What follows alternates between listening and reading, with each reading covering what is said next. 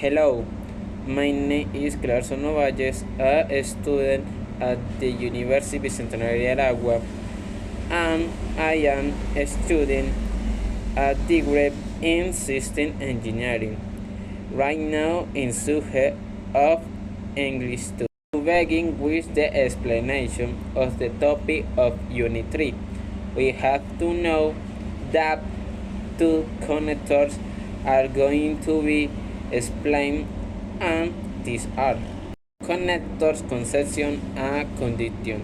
Concession connectors are used to introduce an idea that concerns with the main idea.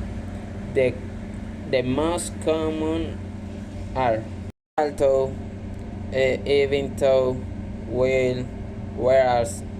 Example: although it was raining, we decided to go out.